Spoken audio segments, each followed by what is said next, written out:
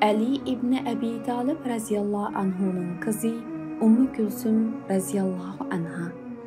Ummu Külsüm radhiyallahu anha Peygamber aleyhisselamның en kiçik nevirlerinden biri bulup Peygamberimizin vafatıdan burun doğulgan.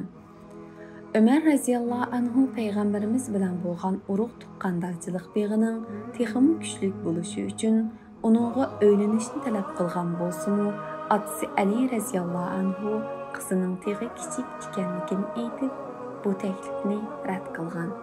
Şundaqdımı Ömer radhiyallahu anhu'nun çın duruşu bilen Ali radhiyallahu anhu kızını onunğa nikahlap koygan.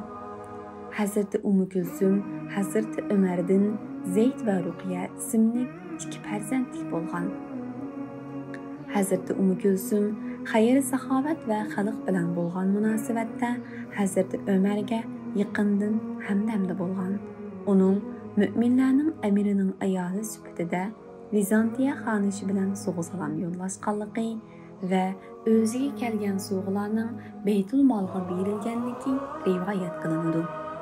Hazreti Ummu Külsüm, Hazreti Ömer'nin vafatıdan keyin Hazreti Hasan ve Hazreti Hüseyin'nin onunğa qol ilgide bari biri bilen öylünüşünü tavsiye kılgan bolsumu, o tağısı Jafar ibn Abi Talib'nin oğlu Avn ibn Jafar bilen toy kılgan.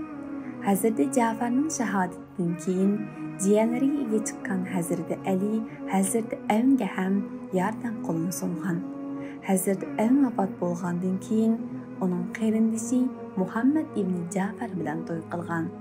Muhammad vafot bo'lgandan keyin bularning qarindishi Abdullah ibn Jafar bilan to'y qilgan.